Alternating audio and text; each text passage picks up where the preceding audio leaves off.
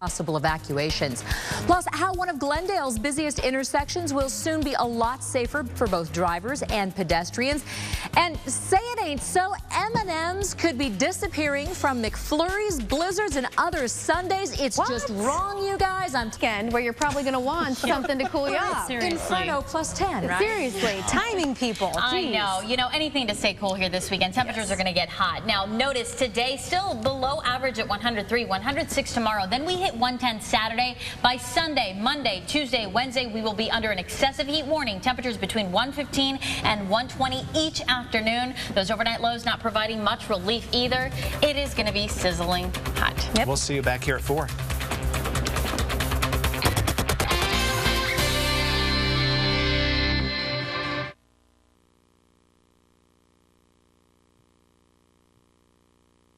Camera from the Loop 101 and the Loop I-10 in West Phoenix.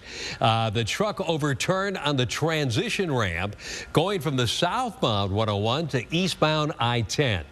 Let's go live to the ADOT picture now, where the overturned semi is being dragged down the transition ramp. As you can see, it's a little difficult to see everything, but well,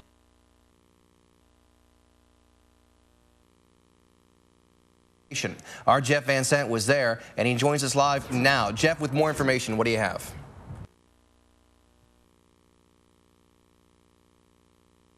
Northern Arizona, the Cedar Creek fire still burning out of control in the high country, and it has gotten a lot bigger. Rick is at the Storyteller to show us where this is. Yeah, let me show you exactly where this is. This fire is burning about, we'd say about containing over 17 billion gallons of water, they can drop a tremendous amount of rain. In excess of 3 to 4 inches. That's the entire annual rainfall in Yuma, Arizona, occurring within just a few hours. From complete weather chaos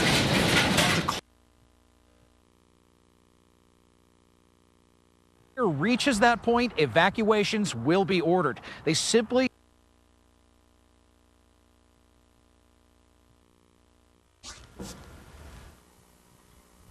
Hey guys, good afternoon. It seems like conditions out here are just getting worse and worse by the hour. These wind speeds are continuing to pick up, and the thick haze continues to get worse out here. That's Sholo right behind us, and you can barely see the city behind us because of how thick this haze is now. Fire officials wrapped up a press conference here about an hour ago. They say today will be a very pivotal day in this firefight. They tell us a lot of progress was made last night, but this fire is still a major cause for concern. So far, about 8,000 acres have been burned. 3,000 of those acres were man-made last night, and as of right now, this wind is a major concern. Winds are shifting and gusting, making it very difficult to fight this blaze. And as of now, Forestdale is still the only town to be officially evacuated. Pre-evacuation orders are still in place for Sholo, Pine Top, and Lakeside. Officials say people in those areas should be ready to leave their homes at a moment's notice. Being calm in disaster is critical. Way to go, but it's not there yet. These gusty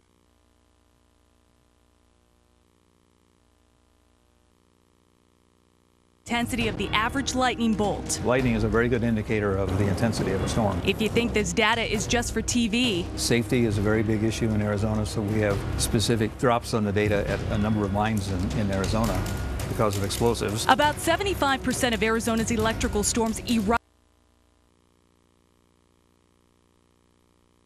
Trigger point you guys mentioned. Now that would prompt evacuations in these nearby towns. And if there are evacuations set in place, that evacuation shelter is still Snowflake High School in Snowflake. Now we're told a press conference will be here at about 4 o'clock this afternoon. We're going to stay here on scene to try to get some updated information at that 4 o'clock presser, and we'll bring you the latest as it becomes available. Guys, back to you. All right, Danielle Miller, thank you very much. And as you heard Danielle refer to the winds being a major factor in fighting this fire. Corey's here early to show us the conditions firefighters are up against. Corey? Well, the good news is that at least it's burning in the mountains where we often get these wildfires. So temperatures aren't too very warm, but they will be heating up over the next couple of days. And when you're trying to fight a fire at about 90 degrees, it's going to be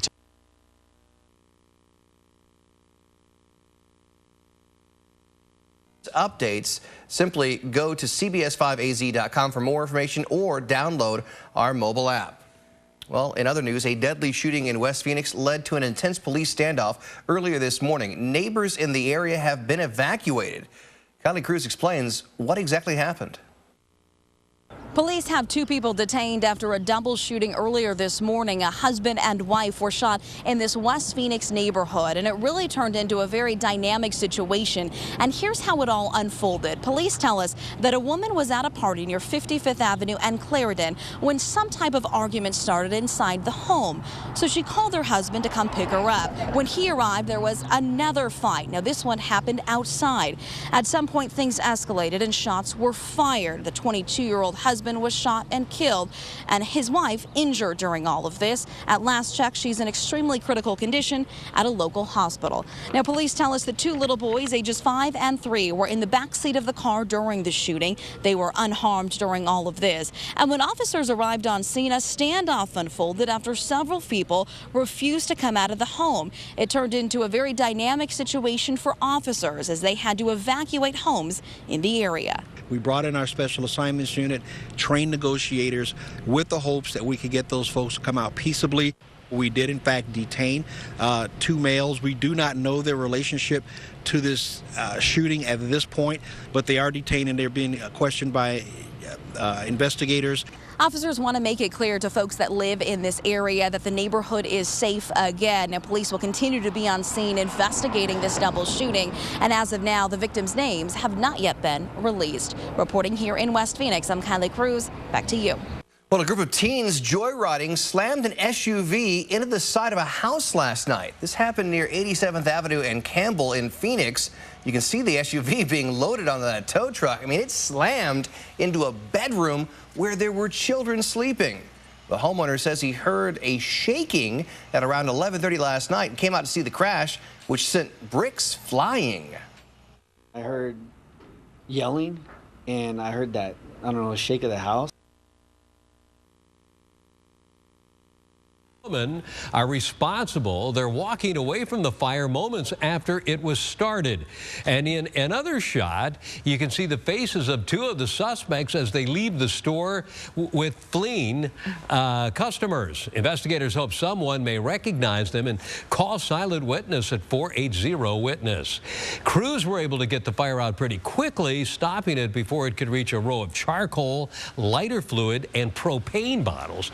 Firefighters say that extensive fire, smoke, and water damage are going to keep this store closed for a while.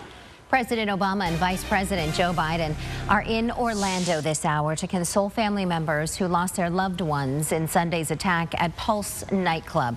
Obama and Biden arrived in Florida just more than an hour ago. This is the 10th time the president has had to visit a community victimized by a mass shooting.